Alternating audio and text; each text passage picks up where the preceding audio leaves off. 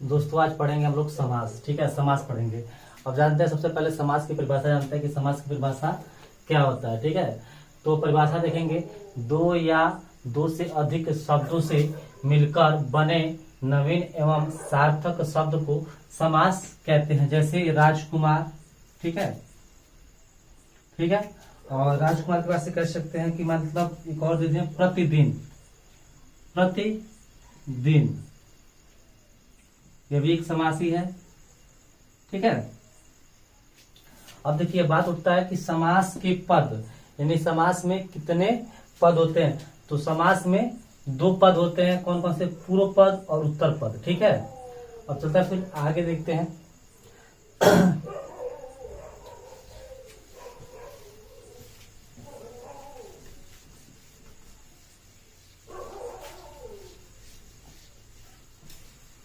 ठीक है, और पद पढ़ लीजिए। अब बात आता है कि अब हम कहेंगे समासिक शब्द किसे कहते हैं। समासिक समासिक समासिक शब्द, इसके बारे में जानेंगे हम लोग।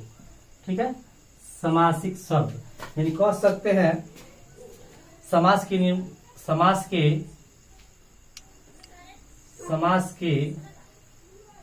निर्मित समास के निर्मित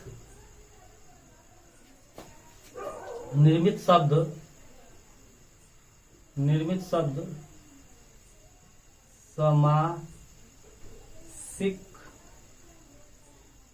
समासिक कहलाता है। समासिक कहलाता है। इसे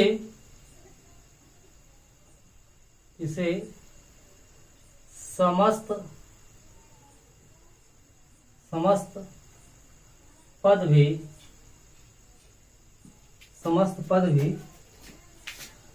भी कहते हैं। समस्त पद भी कहते हैं। ठीक है, या कह सकते हैं कि समास में देखिए, नीचे लिखेंगे समास में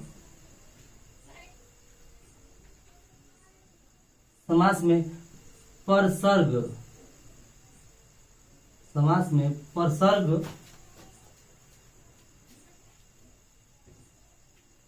लुप्त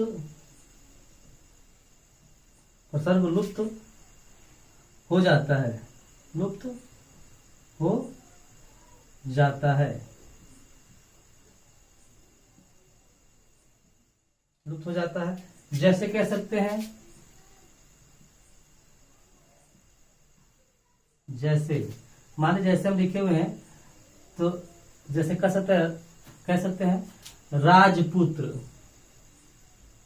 राजपुत्र यानी ये राजपुत्र है, यानी कहा जाए राजा का पुत्र। ध्यान रखिएगा, राजा का पुत्र। यानी जो परसर्ग है, यानी का जो है, का को हम कह सकते हैं परसर्ग। क्या कह सकते हैं? परसर्ग कह सकते हैं। यानी ये चिन्ह, इसको चिन्ह भी बोलते हैं। यानी परसर्ग क्या होता है? लुप्त हो जा रहा है, तो कह सकते हैं राजपुत्र। ठीक है, ठीक है। अब इसके आगे समासिक शब्द क्लास पढ़ते हैं हम लोग। समास विग्रह किसे कहते हैं? अब इसके बाद जानेंगे समास विग्रह। क्या जानेंगे? समास विग्रह। ठीक है, नोट करते जाइएगा आप लोग।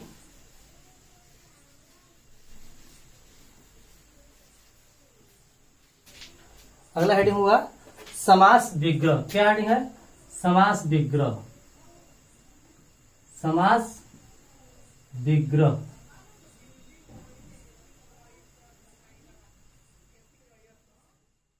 लिख सकते हैं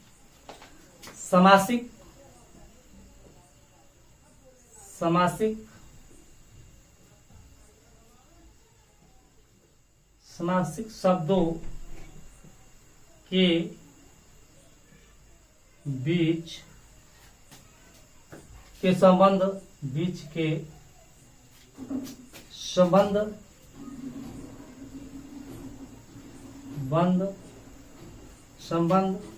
को स्पष्ट करना, संबंध को स्पष्ट करना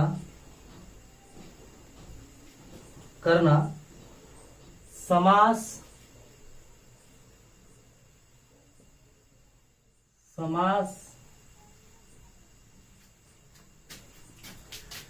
विग्रह कहलाता है। समास विग्रह कहलाता है।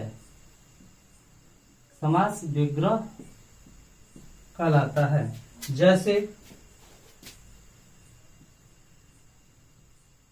जैसे मान लीजिए हमने लिखा राजपुत्र, ठीक है, तो इसका समास विग्रह होगा राजा का पुत्र, राजा का पुत्र। ध्यान से देखिएगा। अब इसको हम कह सकते हैं समास विग्रह, ठीक है, और इसको हम कह सकते हैं समस्त पद। क्या कह सकते हैं? समस्त पद, ठीक है, या कह सकते हैं समासिक पद। क्लियर? ये बात आपको समझ में आ गई होगी, ठीक है। अब भी इसके आगे फिर चलते हैं, ठीक है। अब हम लोग पढ़ेंगे कि समास के टाइप, यानी समास कितने प्रकार के होते हैं, ठीक है। ये आप लोग नोट करते जाइएगा धीरे धीरे, ठीक है।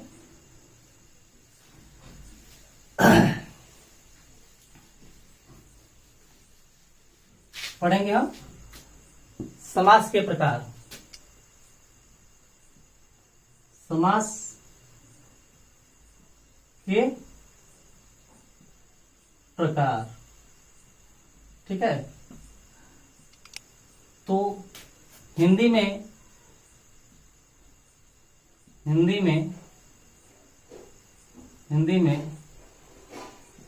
समास की चार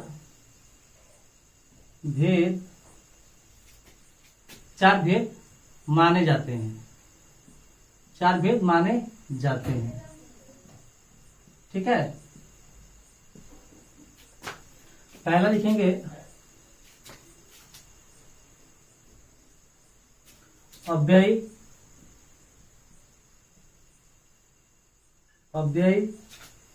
भाव समास,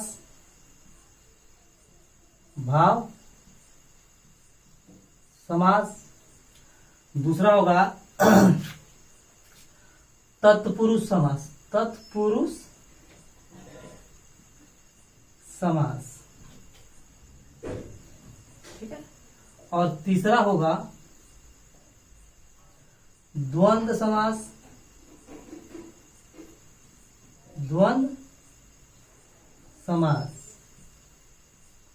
और चौथा होगा बहुव्रीहि समास,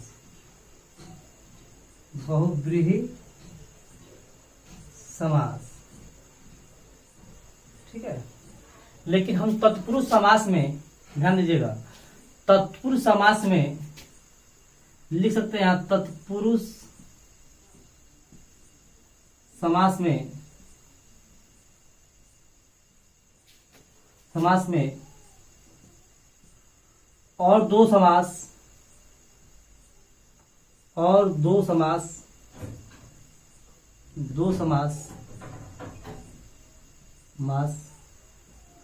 पाए जाते हैं।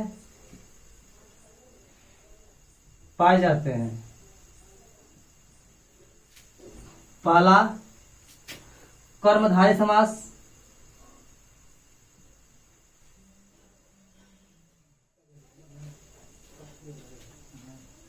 दूसरा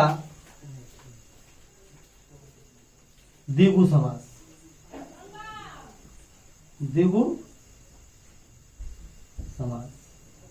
एक बात का ध्यान रखेंगे, अब नोट में देखिएगा, यहीं लिख दे रहे हैं आप लोग को।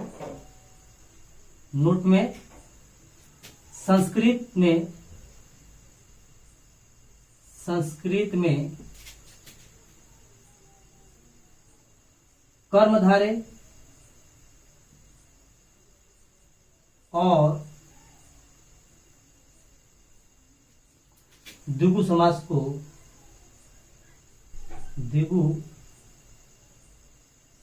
को समास का अलग अलग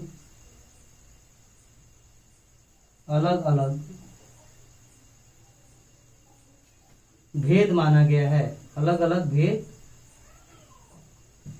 माना गया है। ठीक है। अब जानते हैं कि समास के प्रकार। हिंदी में समास चार भेद होते हैं, 4 प्रकार के होते हैं, कह सकते हैं। अव्ययी भाव समास, दूसरा तत्पुरुष समास, तीसरा द्वंद्व समास, चौथा बहुव्रीहि समास। अब हम तत्पुरुष समास में 2 समास और भी पढ़ते हैं। कौन सा पढ़ते हैं? कर्मधारय और द्विगु समास। ठीक है। लेकिन ये संस्कृत में अलग अलग भेद माने जाते हैं। यानी कहा जा सकता है कि हिंदी में समास की संख्या प्रमुख समास की संख्या